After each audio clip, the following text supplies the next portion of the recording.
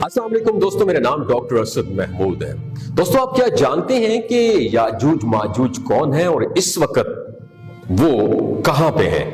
ناظرین، یقیناً آپ نے اکثر یاجوج ماجوج کا ذکر سن رکھا ہوگا، لیکن اکثر لوگ اس قوم کی اصل حقیقت سے بے خبر ہیں۔ زیادہ تر لوگ یہ نہیں جانتے کہ آخر یاجوج ماجوج کیا ہے اور یہ کیسے حملہ آور ہوں گے۔ تو جہاں تک سوال یہ ہے کہ یاجوج ماجوج در حقیقت کون ہے، تو آپ کو بتاتے چلیں کہ یاجوج ماجوج ایک ایسی قوم کا نام ہے جس کا ذکر تمام الہامی کتابوں میں ملتا ہے کہ اس قوم کو حضرت ذوالقرنین علیہ السلام نے دیوار تعمیر کر کے اس دنیا کو دوسری جانب قید کر رکھا ہے، لیکن قیامت سے پہلے یاجوج ماجوج اس دیوار سے نکلنے میں کامیاب ہو جائیں گے، اور یہ قوم جہاں سے گزرے گی وہاں پر انسانی بستیوں کو تباہ و برباد کرتی ہوئی نکلے جائے گی، اور یہ پھر قوم حملہ کرتے کرتے ایک جھیل تک پہنچے گی جس کا ذکر کتابوں میں موجود ہے۔ بتایا جاتا ہے کہ یہ قوم اس جھیل کے پانی کو پی جائے گی، یہاں تک کہ اس کے پیچھے آنے والے یاجوج ماجوج کے گروہ کو پانی کا ایک قطرہ بھی نصیب نہیں ہوگا، اور ایسا محسوس ہوگا کہ جیسے یہاں پر کبھی کوئی جھیل تھی ہی نہیں۔ اس جھیل کا نام تبریا ہے اور یہ بحر تبری کے پاس موجود ہے۔ تبریا نامی یہ جھیل اسرائیل کے شہر تبریا میں واقع ہے، اور یہ اسرائیل میں سب سے بڑی میٹھے پانی کی جھیل ہے جو کہ 21 کلومیٹر لمبی، 13 کلومیٹر چوڑی اور 43 میٹر گہری ہے۔ یہ وہ جھیل ہے جسے آج اسرائیل اپنے لیے معتبر سمجھ رہا ہے، اور یہی چیز یاجوج ماجوج کی منزل ہوگی جس کا ذکر قرآن مجید میں اللہ تعالیٰ نے 1400 سال پہلے ارشاد فرمایا تھا۔ پیارے دوستو، قصص القرآن نامی کتاب میں مصنف مولانا حافظ رحمان نے اس سوال کا انتہائی مفصل جواب دیا ہے کہ یاجوج ماجوج آخر کون ہے اور یہ کہاں رہتے ہیں۔ انہوں نے اپنی کتاب میں ذکر کیا ہے کہ قرآن پاک کی سورہ کاف میں اس قوم کا ذکر موجود ہے۔ ارشاد باری تعالیٰ ہے جس کا ترجمہ یہ ہے کہ یہاں تک کہ وہ پہاڑوں کے درمیان پہنچے تو انہیں ان پہاڑوں سے پہلے کچھ لوگ ملے جن کے بارے میں ایسا لگتا تھا کہ وہ کوئی بات نہیں سمجھتے۔ مفسرین نے لکھا ہے کہ حضرت ذوالقرنین علیہ السلام سفر کرتے کرتے وہاں پہنچے تھے، تو جو جگہ اس وقت آرمینیا اور آذربائیجان کے درمیان واقع ہے، وہاں پر دو پہاڑوں کے درمیان سے ایک قوم نکلی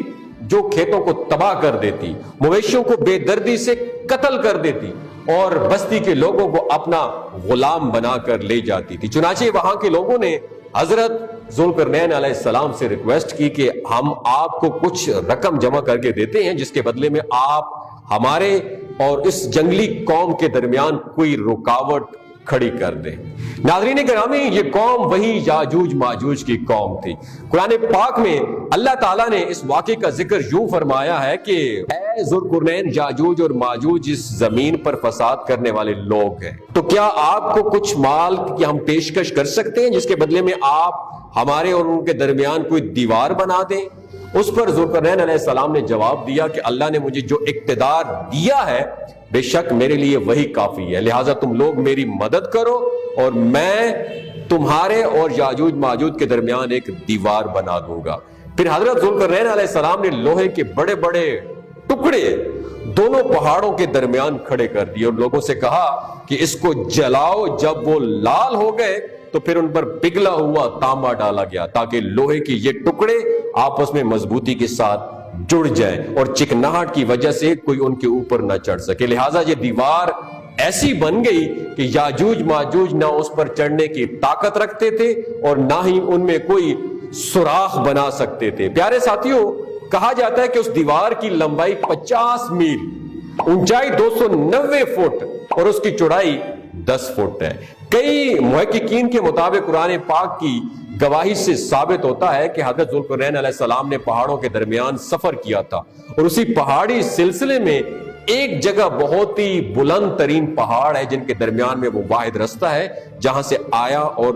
جایا جا سکتا ہے، لیکن یہ راستہ پوری طرح سے برف سے ڈھکا ہوا ہے جس کے اندر لوہا اور دھاتیں موجود ہیں۔ تاریخ کے مطابق یاجوج ماجوج حضرت نوح علیہ السلام کے ایک بیٹے یافس کی اولاد میں سے ہیں جو خانہ بدوش اور وحشی قبائل پر مشتمل تھے۔ ان کی تعداد بہت تیزی سے بڑھتی گئی اور یہ حضرت ذوالقرنین علیہ السلام کے زمانے تک مختلف قبائل، قوموں اور آبادیوں میں پھیل چکے تھے۔ کئی تاریخی روایات میں آتا ہے کہ تب سے اب تک یاجوج ماجوج اسی کوشش میں لگے ہوئے ہیں کہ وہ کسی طریقے سے اس دیوار کو گرا کر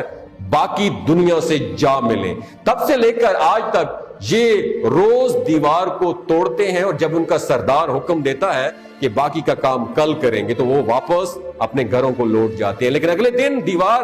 پھر سے پہلے کی طرح اور پہلے سے زیادہ مضبوط ہو چکی ہوتی ہے۔ دوستوں، مفسرین کا کہنا ہے کہ اللہ کے حکم سے جب یاجوج ماجوج کے خروج کا وقت آن پہنچے گا تو وہ سارا دن دیوار میں سوراخ کریں گے، اور ہر روز کی طرح ان کا سردار شام کے وقت واپسی کا حکم دے دے گا اور کہے گا باقی کا کام کل کریں گے۔ انشاءاللہ تعالی اس سے پہلے آج تک اس نے کبھی یہ الفاظ نہیں استعمال کیے ہوں گے، یعنی وہ کبھی بھی زندگی میں انشاءاللہ تعالی نہیں کہے گا۔ ان الفاظ کی مدد سے اگلے دن جب اس دیوار کو ویسا ہی پائیں گے اگر وہ انشاءاللہ نہیں کہیں گے جیسا وہ چھوڑ کے گئے تھے۔ چنانچہ یہ لوگ انتہائی پرجوش ہو کر دیوار کو گرا دیں گے اور زمین پر پھیلتے جائیں گے۔ جب وہ انشاءاللہ کہیں گے تو وہ دیوار کو گرا دیں گے اور زمین پر پھیلتے جائیں گے، اور جہاں سے گزرتے جائیں گے وہاں پر تباہی پھیلاتے جائیں گے، اور مخلوق خدا کو اپنے شر اور فساد کا نشانہ بناتے جائیں گے۔ اور ان کا پہلا گروپ جب بھاگتا ہوا جھیل تبریہ سے گزرے گا تو صحیح مسلم کے مطابق وہ سارے کا سارا پانی پی جائیں گے، اور جب ان کا آخری گروہ وہاں پر پہنچے گا تو کہے گا کہ کیا کبھی یہاں پر پانی بھی ہوا کرتا تھا؟ جھیل تبریہ کے بارے میں بتایا جاتا ہے کہ یہ اسرائیل میں تازہ پانی کی سب سے بڑی جھیل ہے، اور اس کا ذکر تورات اور انجیل میں بھی کیا گیا۔ حضرت عیسیٰ علیہ السلام نے اپنی زندگی کے بڑا حصہ اس جھیل کے کنارے گزارا، اور یہیں سے قتل و غارت کرتے ہوئے یاجوج ماجوج بیت المقدس پہنچیں گے اور یہ اعلان کریں گے کہ زمین پر اب ہمارا قبضہ ہو چکا ہے، اور اب ہم آسمانوں پر قبضہ کریں گے، اور آسمانوں کی طرف یہ لوگ تیر پھینکیں گے جو کہ خون آلود ہو کر واپس آئیں گے، اور کوئی بھی ان کے مقابلہ نہیں کر پائے گا۔ جس کے بعد حضرت عیسیٰ علیہ السلام اللہ تعالیٰ کے حکم سے مسلمانوں کو اپنے ساتھ لے کر کہاں پناہ لیں گے؟ کوہ طور پر پناہ لیں گے، اور عام لوگ محفوظ مقامات پر اپنے آپ کو بند کر کے اپنی جانیں بچائیں گے۔ ناظرین، مولانا حافظ رحمان نے اپنی کتاب قصص القرآن میں لکھا ہے کہ حضرت عیسیٰ علیہ السلام اور تمام مسلمان مل کر اللہ سے دعا کریں گے کہ اللہ تعالیٰ ان سے ہماری جان چھڑا دے، پھر اللہ تعالیٰ ان کی گردنوں میں ایک ایسا کیڑا پیدا کر دیں گے جو ان کی موت کا باعث بنے گا، اور پوری زمین ان کی لاشوں سے بھر جائے گی، اور پھر اللہ کے حکم سے بارش برسے گی جو زمین کو ان تمام لاشوں سے پاک کر دے گی۔ یاجوج ماجوج کے نکلنے کا وقت ظہور مہدی علیہ السلام اور پھر خروج دجال کا وقت کے بعد ہوگا۔ چنانچہ ناظرین، یہ وہ وقت ہوگا جب حضرت عیسیٰ علیہ السلام نازل ہو کر اللہ کے حکم سے دجال کو قتل کر چکے ہوں گے۔ یاجوج ماجوج کے نکلنے کی ایک علامت تبریہ جھیل کے پانی کا تیزی سے کم ہونا بھی بیان کیا جاتا ہے، جس کا ذکر حدیث پاک میں بھی ملتا ہے۔ یہ وہ وقت ہوگا جب قیامت بالکل قریب ہوگی۔ تو پیارے دوستوں، واقعی ہی یاجوج ماجوج بھی اس حدیث پاک کی ایک دلیل ہے جس میں آپ صلی اللہ علیہ وآلہ وسلم نے اپنی امت کو قیامت کے نزدیک ظاہر ہونے والے بے شمار فتنوں سے آگاہ کیا ہے۔ یقیناً یہ قوم بھی ان تمام فتنوں میں سے ایک خطرناک فتنہ ثابت ہوگی۔ اللہ تعالیٰ سے دعا ہے کہ وہ ہم سب کو قیامت کے نزدیک آنے والے تمام فتنوں سے محفوظ رکھے اور ہمیں اپنے ایمان پر ثابت قدم رہنے کی توفیق عطا فرمائے۔ آمین ثم آمین۔ اگر آپ کو یاجوج ماجوج کے متعلق یہ ویڈیو اچھی لگی ہو تو دوسروں کے ساتھ ضرور شیئر کیجیے گا، ہو سکتا ہے اللہ تعالیٰ اس ویڈیو کے ذریعے کسی کی زندگی اور دل بدل دے۔ بہت شکریہ۔